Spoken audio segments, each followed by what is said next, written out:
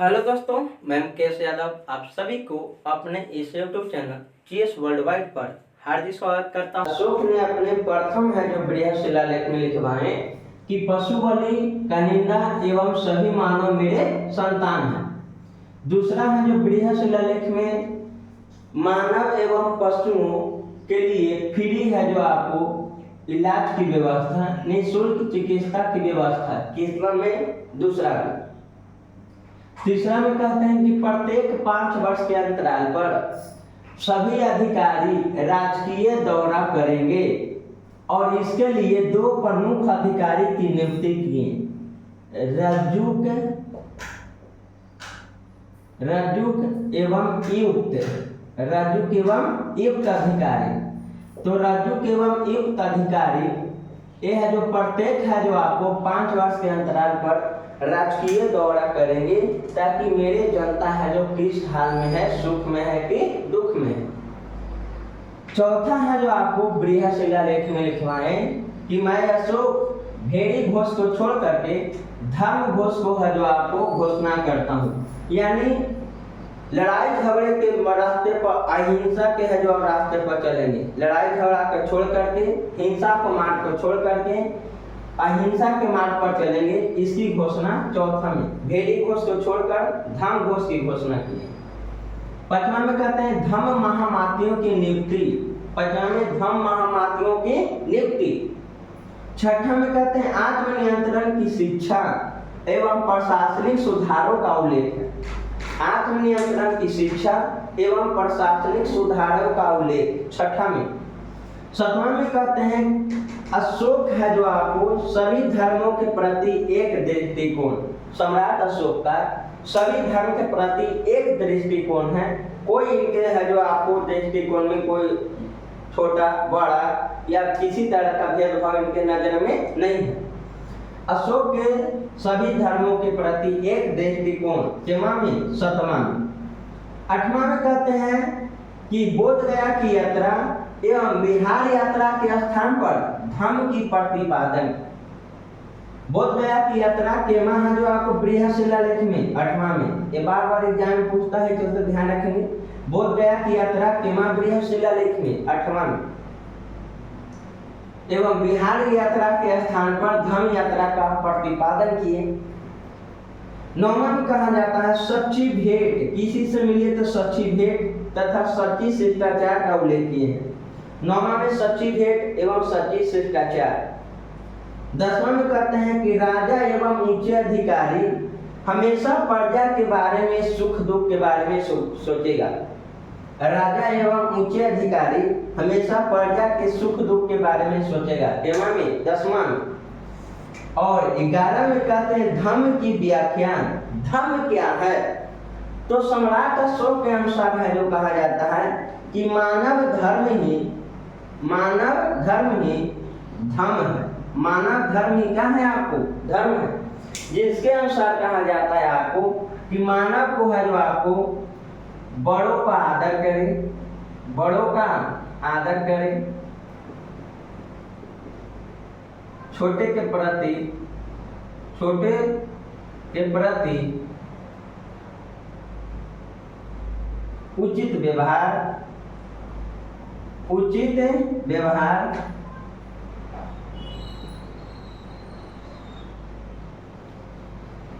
जरूरतमंद को दान करें। ये कहते हैं आपको कि अपने धर्म के प्रति सहनशीलता रखें। सहनशीलता या सहानुभूति,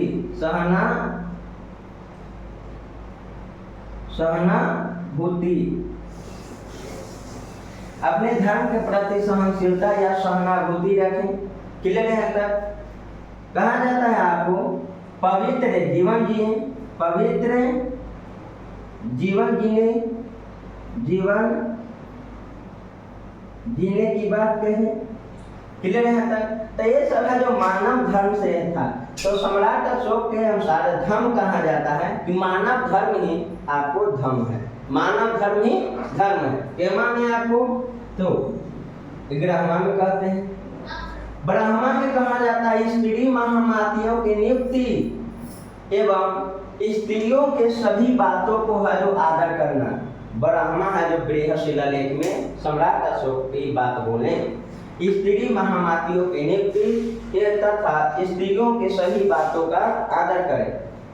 और 13वां में है जो आपको 13वां बृहद शिलालेख में कलिंग युद्ध की चर्चा है, जो कि कलिंग युद्ध 261 बीसी में हुआ था।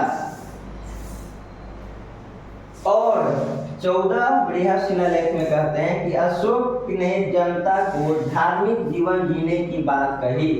अशोक ने अपने जनता को धार्मिक जीवन जीने की बात कही, चाहे कोई भी धर्म को अपनाइए लेकिन धार्मिक जीवन जिए। आशा करते हैं कि यहाँ तक समझ में आया होगा। 2 बार 3 बार रिवीजन करेंगे, आपको याद हो जाएगा। आइए हम लोग देखते हैं अभिलेख से संबंधित प्रमुख बात, जिसमें कहा जाता है आपको कि सम्राट अशोक के स्तंभ लेख 2 ऐसे हैं जहां पर 4 सिंह का उल्लेख मिलता है। चलिए ध्यान देंगे। तो सम्राट अशोक के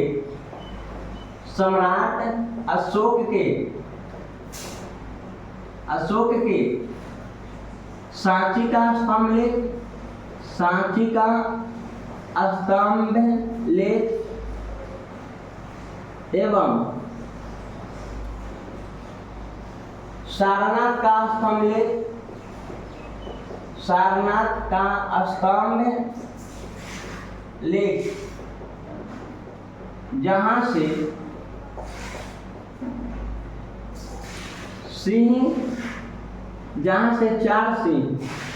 से चार सिंह का चित्र उत्कीर्ण मिलता है।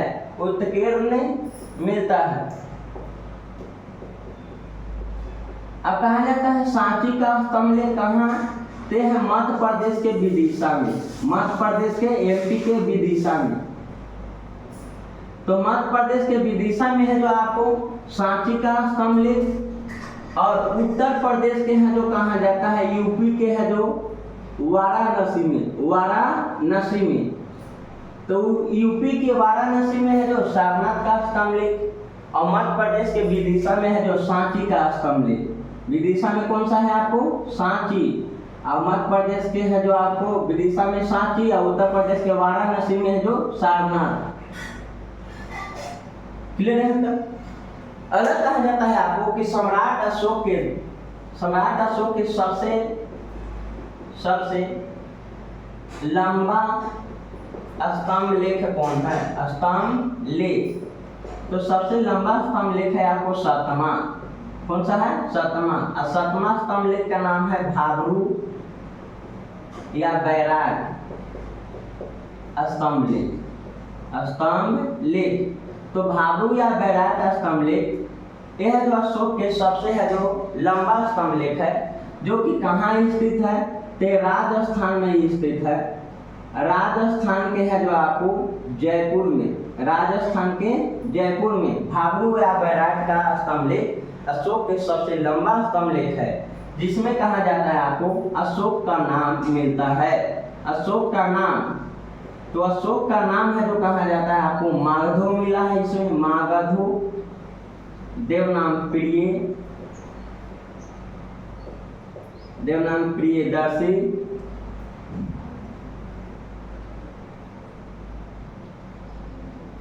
क्लियर है तक? ये सब नाम है जो भाबरू या बैराग स्तंभ लेख में मिलता है, जो कि सबसे लंबा स्तंभ लेख है। उसके बाद क्या है कि सबसे छोटा स्तंभ लेख कौन सा है? तो सबसे छोटा स्तंभ लेख है जो आपको नेपाल में स्थित है, नेपाल देश में, जिसका नाम है पहला के रूमन देई स्तंभ लेख, और दूसरा के नाम है आपको निगाली सागर स्तंभ लेख। क्लियर है तक? रूमन देई स्तंभ लेख और निगाली सागर कहाँ में स्थित है? आपको नेपाल देश में, जो कि अशोक के सबसे छोटा स्तंभ लेख है। क्लियर है? रूमन देई स्तंभ लेख में कहा जाता है आपको कि भगवान बुद्ध से जुड़ी हुई बात, बुद्ध से जुड़ा हुआ बात का वर्णन किया गया है। क्लियर यहाँ तक? कौन सा स्तंभ लेख में? तो रुमनदेही स्तंभ लेख में। क्लियर यहाँ तक? और कहा जाता है आपको कि रुमनदेही स्तंभ लेख अशोक के सबसे छोटा स्तंभ लेख है, जिसमें कहा जाता है आपको कि प्रशासनिक नहीं आर्थिक बात का वर्णन किया गया है। तो रुमनदेही स्तंभ लेख में प्रशासनिक नहीं आर्थिक बात की जानकारी मिलता है। आर्थिक बात की जानकारी कौन सा स्तंभ लेख में? रुमनदेही, यानी अशोक के दूसरा और 7वां ऐसा आपको अभिलेख है स्तंभ लेख, जिसमें है जो कहा जाता है आपको अशोक के गुणों को बारे में अध्ययन किया गया है। सीधा कहेगा कि अशोक के है जो आपको धर्म के गुण के बारे में है जो वर्णन कहाँ किया गया है? तो दूसरा और 7वां में। देखिए अगला हम लोग देखेंगे सम्राट अशोक के धर्म के गुण के बारे में अध्ययन, गुणों के बारे में वर्णन दूसरा एवं 7वां स्तंभ लेख में वर्णन मिलता है। क्लियर है यहाँ तक? अब कहा जाता है आपको कि सम्राट अशोक के 2 ऐसे अभिलेख हैं जिसे है जो कहा जाता है आपको कि मौर्य वंश के समय में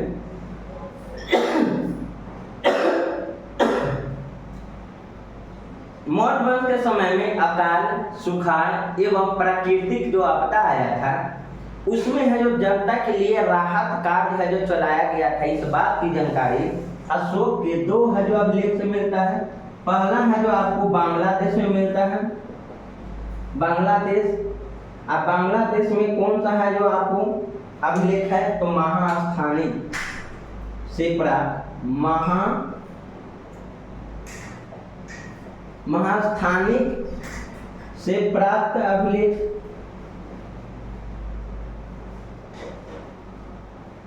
क्लियर है? और वर्तमान के पश्चिम बंगाल में, वेस्ट बंगाल में सोहगौड़ा से प्राप्त अभिलेख